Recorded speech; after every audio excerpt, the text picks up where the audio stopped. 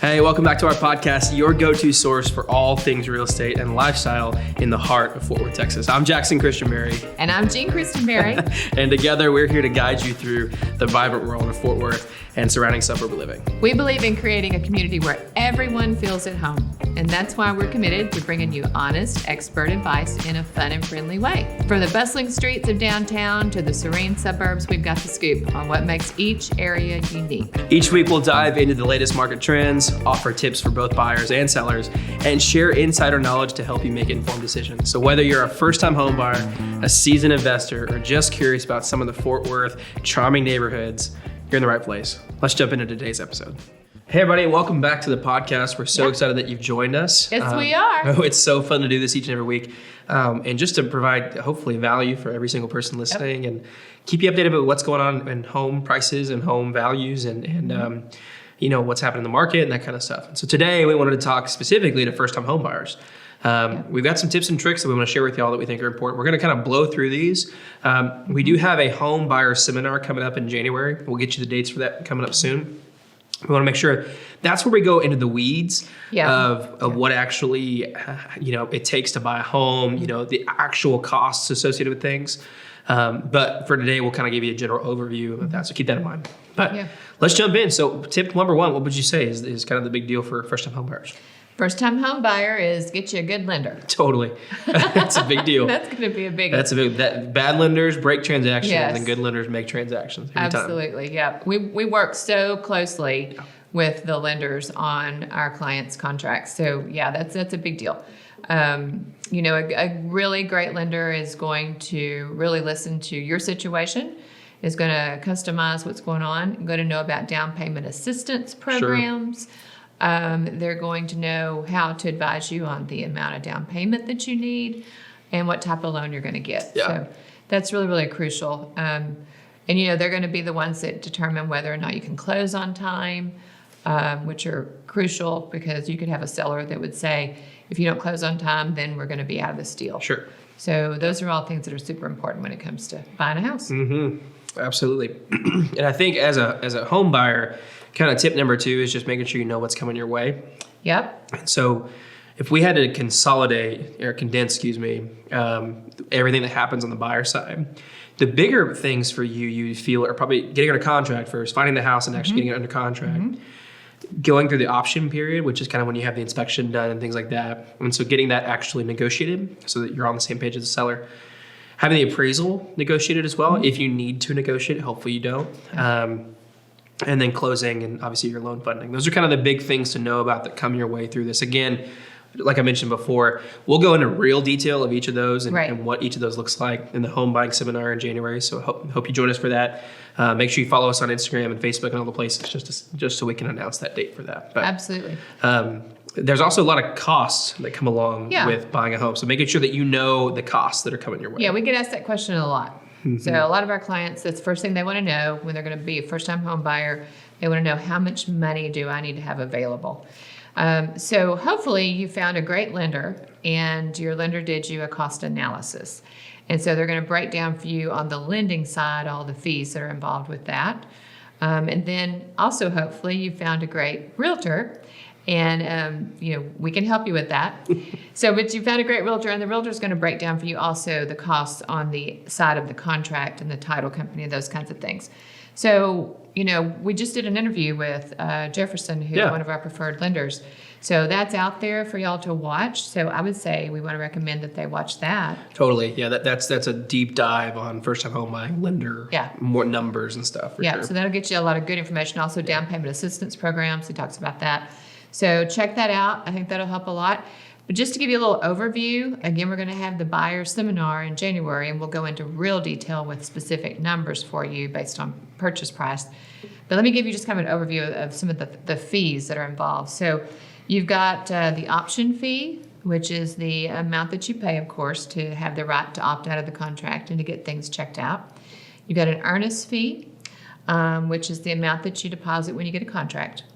You've got the inspection fee and an appraisal. So an appraisal is the lender's making sure that the property's worth what you're putting on it. They're gonna loan to you on it. There's also survey. So if you don't have a survey from the seller, you'll need a new survey. And the survey fee may be a cost that you have to pay. There's a title policy. Sometimes the seller pays that. Sometimes the buyer pays that. And in our seminar in January, we'll talk about the specifics of that. Yeah. Who decides that and all Yeah. that. It's all about how you write your offer. But the title policy keeps you clear title on the property, which you've got to have because that way you can resell it later. Yep. You may also want a home warranty, so there'd be a fee with that. There's also, if you do an appraisal waiver or a guarantee, there's some costs related to that. Yeah. And then, of course, there's your down payment. And then there's your loan origination fee, which is what the lender charges to do their job. And then you may have a title fee through the escrow, which is the fee that we pay the title company. Right. So those are kind of just a broad view breakdown of some of the fees you may or may not have. But in our seminar, we talk more about those numbers. And of course, then you can come up with a tally of the amount of cash that you want to have on hand. Yeah, and a lot of that's negotiable too. So Yep. got a lot of options there. Yep, very individualized, depends on your situation and what you negotiate. Yep. So, yeah. The other thing you want to do is make sure, not a lot of people do this, and a lot of people find out, unfortunately, about it. Make sure you drive the neighborhood. After they move in? Yeah. Yeah, drive your neighborhood before you move in or even before you go under contract. You got to. Nights and weekends, right? So do both. If you toured it at 9 a.m., go see it at 9 p.m., right? Like go make sure you know what the life is like here living at this property. I think that's one of the best things you can do. Then you have a chance to meet the neighbors and see what the neighbors are like. And talk to the neighbors, yeah. Feel free to talk to them and ask them about the neighborhood. Yep. Who doesn't want a good neighbor, right? Like, nobody's mad about that. Oh, my goodness. Well, and the other thing is you want to pay attention to the measurements of rooms when you're shopping. So I want to hear your thoughts on this because for me, I've never considered this, but for you, this was a big deal. So I see this a lot. So stuff visually sometimes, especially if there's no furniture in the room, you can't really judge. Like I've had a lot of buyers. I showed one last night and they had the same reaction. The room looks small. So what does small mean? So if we get out the measurements and we measure the room and it's as big as the house that they live in now, and that living room is great. Yeah.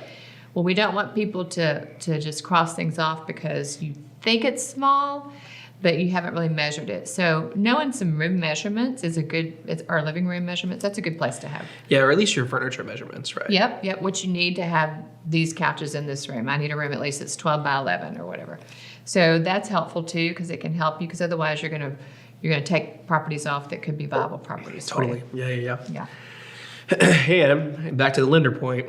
You got to make sure that you stay in your price range. Please stay what you I know can you want afford. that super expensive house. That's great. I do too, right? We all do.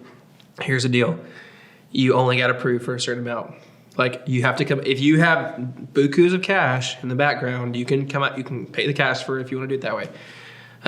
But you have got to stay in your price range. And that's really hard. This is a hard market with that. Appreciation has been crazy over the last couple of years, and affordability is just really difficult right now with interest rates where they are. So, but that is key, number one. So, if you were approved at 300, let's not go see the 305 house. Yeah. If you were approved up to 600K, let's not go see that 605 house, right? Like wherever you are in your price range, let's stay there because all you're doing is setting all the other houses that are in your price range up for failure by going to see that nice, super fancy house or whatever it is that's in that higher price range. Yeah. It makes it really hard to stay in your comfort zone for where you can afford. Yeah, unless you have not told your lender about some funds that you have, then go do that to get that price that you want, get approved, and have a conversation with the lender saying, hey, I really want to do, if you're at that 4 mark and you want to be 415, like go have that conversation and see if there's something the lender can do to workshop it. But. Yeah. Hey everyone, real quick before we get back to the show, if you're on Facebook, Instagram, or YouTube, we'd love to connect with you. We post a lot of content like this in case you miss an episode, along with more Fort Worth and surrounding suburb, local insights, and finds. You can find our team at the Christenberry Group on all social platforms, or you can connect with Jackson and I personally on our Facebook and our Instagram accounts. Just be prepared for lots of pictures of my grandson on either account. Now back to the show. Yeah. And most people live in their monthly payment, right? Yes. That's how they live. So if the monthly payment makes sense to you, and if going up to $625 is only $5 or $10 or $20 more a month, and you can do that. That's one thing. So those are all things to kind of consider. If you're not finding the house you want at 600, but at 625 you find 5 of them, then you may want to talk to your lender about how to structure that and see if that's even an option. But let's see if it's an option before you start really banking on it. Yep, I'm planning on it. Yeah, we see a lot of people that get super frustrated. They get what we call buyer fatigue. Mm-hmm. And buyer fatigue is when you get really disillusioned while you're shopping. Yeah, you just get beat up. You just get beat up. You just get beat up. Worn down. Yeah. Yep. And then for me, what I would say now, having owned 3 homes or whatever now, but I notice first-time homers spend a lot of time on their dream house. Like they try to make their first house their dream house, or it's got to be the perfect house. Mm-hmm. And hey, more power to you if that's you. Like, do that. I think perspective is really helpful here. If you can be the person that says, "Hey, I'm only going to live in this house for 4 to 6 years, or however long you're planning to live here," then you recognize that a lot of people learn from owning that first house, right? Mm-hmm. And so they're going to learn all the things that come up with owning a house, and they're going to learn that maybe an island is important to them or a big kitchen is important to them when they didn't think it was, right? So there are things you're going to learn from that first house that you can take into your second, your third, and your fourth homes, how many homes you have in your lifetime, and do that. So this one doesn't have to be perfect. Make sure this one matches your goals with it. Yeah, your main goals. Are you in here for 2 years? Yeah. Okay, then we probably don't need, the best thing on the block that we're spending the most money for if we're only here for 2 years, right? Yeah. Try to frame that with your expectations. Yeah, and really narrow down the main things that are important. Is it more important to you to be within 10 minutes of your job? Is it more important to you to be by your in-laws who do daycare for your kids? Is it most important that you have 4 bedrooms instead of 3? Mm-hmm. Narrow down like the 4 or 5 main things that you need and use that as a way to kind of structure how you're going to shop, for sure. So yeah, it's not going to be probably, for most people, it's not their forever home. It's a very small percentage of people who buy one home in their lifetime. Yeah, super small. So the other thing is you might think about doing is drive the route to your work during the time that you're going to be driving it. So that can be really, really helpful for a lot of people because I've seen people make or break their decisions on whether they want a certain house based on that. When you think about you're going to be doing that 5 days a week or 3 days a week or however long you're going to do it. So that's something else that you can do to check out neighborhoods and to see where you want to live, is just drive that route. One other thing that we want you to do is some people go to their inspections, some people don't, some people want to just, see the report. We really recommend that if you can do it, that you attend the inspection because that's where the inspector is going to walk through and show you where the thermostat is. Yeah. They're going to show you, where your water sprinkler controller is, and this is how you run it. And they'll show you things like, this is how you change your filter in your AC. So it can be things like that. So they're going to show you all how your house works. It's also a great time to bring the relatives. Let them see the whole house, take your measurements in the rooms, figure out where the refrigerator is going to go and if it's going to fit, things like that. Yeah. So that's a really good time because you've got, inspections last 4 to 6 hours. Sure. So you've got a lot of time there for you to be checking out the house. Mm-hmm. It's a good time to talk to the neighbors too. Yes. So you can go next door and talk to the neighbors while the inspector's going through. Introverts just cringed. Yeah. You're like, don't come talk to me. I don't want to be your neighbor. You want me to do what now? Excuse me?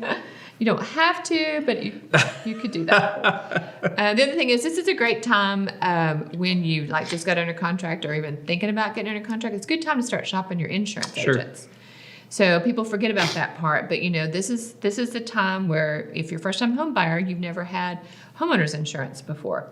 And so it puts you in a category where you can really do some bundling of the products. It could be your car insurance on, all your cars. It could also be then your home insurance, and then it could be maybe whatever else you have, boats or whatever. Yeah. So it's a good time to shop those rates and see what you get and see who you want to work with. Your lender's going to be asking you for that information and who you're going to use for your insurance person before you close. Yeah. And we have 2 kind of closing points, but I think we can kind of combine them in one. Okay. Yeah. If you'll entertain me. I will entertain you. Go for it. First off, people do things for people they like. Okay. So when we talk negotiations, all right, the more we can be in that like category, the more likely that person is to do what we want them to do. Okay. So like you have a phrase that you say all the time, you catch more flies with honey than vinegar, right? Same concept, right, y'all? So keep that in mind. And when it comes to negotiation specifically, a lot of people want to go for that jugular with the seller. They want to attack the seller. Yeah, I'm going to win. And they want to say like, your house isn't worth what you think it's worth. It's an honor that I've given my offer to you and that kind of stuff. And that attitude doesn't get you very far. It doesn't really get you what you want in the transaction. And so we talk about that with a couple different ways, but one of the main ways we talk about it in correlation, like, so if it's an inspection, right, there's probably 3 different types of items that can come up. Something that's broken, something that's worn, and something that's cosmetic, like a cosmetic, discrepancy or whatever. So, and then how do we talk about the seller's anger with that? How do you talk about that? And how do I talk about that? Well, this is your analogy. I think it's great. Yeah. So you talk about the seller's rage. It's almost like a thermostat or like a thermometer. Right. So the thermometer, has the bulb in the bottom, and then as it gets hotter, it's the red mercury starts going up and up. So if you ask the seller to fix something that's broken, that's understandable. It's very reasonable. They're like, oh, I didn't know that was broken. We'll make sure and get that fixed. So they usually agree to that. No big deal. Yeah, usually. So it depends on, of course, if you beat them up really bad on the price. Exactly. If you beat them up pretty bad on the price, they're probably not going to be very and this is why the anger matters, right? Like there's 4 things. We talked about those benchmarks earlier. There's 4 things you got to go through. You got to get under contract. You got to go through the inspection. You got to go through the appraisal. You got to go closing. All of these things, it's you working with the seller. Yeah. It's not against, like it's with. They've got to be on board and you've got to be on board. Right. So the more good faith that we can keep them in through this transaction, the better it is. You're going to get more of what you want. Yeah. Which is the bottom line, right? Yeah. I mean, that's what a buyer wants, is let's try to get the most possible of what we want. So this is the way through. This is the way to get there. Yeah, so they're not very mad about broken. Not mad about broken, typically. You're kind of mad. You're getting in the range of getting mad when it's worn. Yeah. They may give you some money, but it's usually not going to be the full cost of whatever is worn. It'd be like a water heater that's working just fine. But it's old. But the inspector says, oh, it's 20 years old, and who knows when it's going to go out. So sometimes you can get a little money based on that. But again, that's starting to bring the thermometer, the rage up a little bit from the seller. And then cosmetic. I mean, every seller will blow their gasket if you ask for them to repaint a room a different color or anything in that vein of aesthetic or patch of crack. Replace the carpet. That's not a foundational thing. Yes, that's where they get really angry. You're going to lose them, and you've just kind of forsaken your ability to have a conversation and be an agreeable working relationship with the seller. And if you come up against the other negotiations that could come after that, like on an appraisal, if the appraisal doesn't come in and you need to negotiate the cost on that, or if, all of a sudden you've got some kind of a family crisis and you need to close earlier or you need to close later or something like that comes up where you need to, you need to negotiate that with them, then that's going to be an issue. Yeah. So, So all of that to say, for some home buyers, there's a lot that goes into this, and if you're overwhelmed right now, that's what we're here for. Let us do our job so that you don't have to be worried about this. We'll coach you through all this. We'll get you through every single point of this, and we'll get you connected with people that you need to be connected with to do this transaction and have a great experience. Absolutely, because that's what we want. We want your first time home buying experience to be great, amazing, and educational. Yeah. All right. Well, we sure do appreciate y'all joining in this week. Those are our first time homebuyer tips. We'll keep more coming to you. Don't worry. But for now, that's all we got. That's all we got. And we hope you have a great week. A great week. Hey, thank you so much for watching the podcast today. If this has been valuable for you at all, we sure could use your help getting the word out to more people. If you're listening on Apple Podcasts or Spotify, go ahead and give us a follow and consider taking just maybe 2 minutes to leave us a review. Both do wonders for our show with the algorithm, and on both platforms, all you gotta do, head over to our show page. On Spotify, hit 3 dots and select rate. And on Apple, all you gotta do is just scroll down to the show and say leave a review. So just click that. If you're seeing this on Facebook or Instagram, a like or comment puts all the good vibes out in the algorithm for us. And on YouTube, make sure you smash that like button, subscribe, and hit the notification bell so you can be notified whenever we post a new episode. Join us again next week for more Fort Worth housing news and updates. Until then, y'all have a great week.